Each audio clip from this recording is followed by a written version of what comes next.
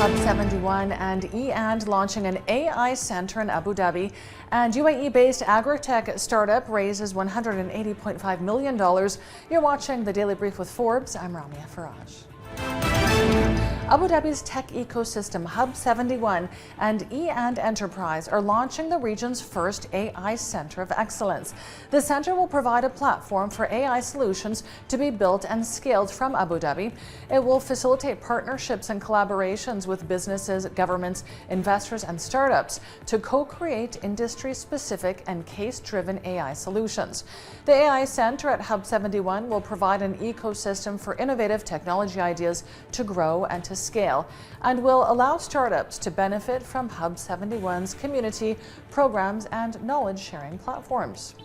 UAE-based agritech startup Pure Harvest Smart Farms has raised $180.5 million in its latest fundraising round, supported by several participants. It uses controlled environment agriculture technology to overcome the challenges of growing high-quality produce in the desert environment.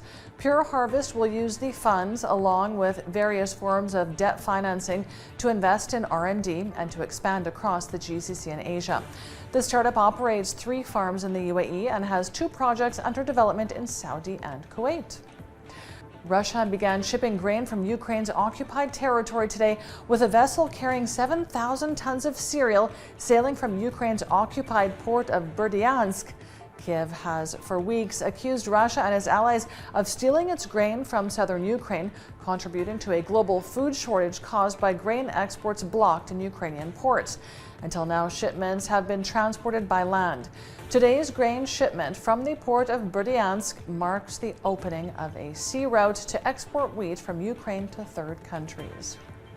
Russian gas giant Gazprom saw its shares dive 24% today as it announced it won't pay dividends for the first time since 1998. Gazprom says its shareholders decided that in the current situation, it's not advisable to pay dividends based on the 2021 results. The decision reversed a board recommendation to pay a dividend of 52.53 rubles, or the current value of $1 per share, in what would have been its biggest payout ever. Danish energy group Ørsted and France's Total Energies have submitted a joint bid to build 2 wind farms in the Dutch part of the North Sea. They'll have a total capacity of 1.4 gigawatts. The tender is part of the Netherlands' push to increase supply of sustainable energy.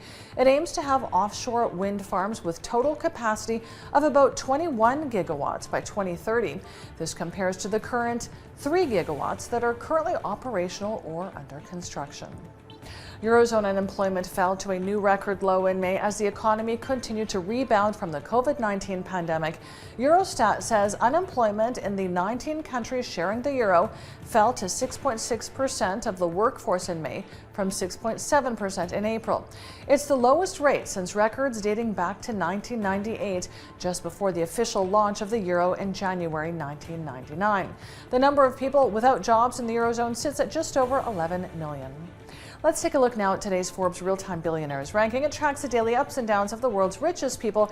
Our biggest loser today is Bernard Arnault and family, down $5.1 billion with net wealth of $144.8 billion.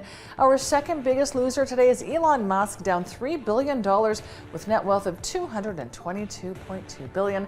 And our third place loser is the co-founder of AI firm SenseTime, Tang Xiaoao, who lost nearly half of his wealth today as the SenseTime stock lost 51%. His fortune dropped by $2.7 billion, leaving him with net wealth of $2.8 billion. Check out our website and our social media for all of the latest Billionaires news. Production has been halted in the world's biggest chocolate plant in the Belgian town of Wees after salmonella contamination was found.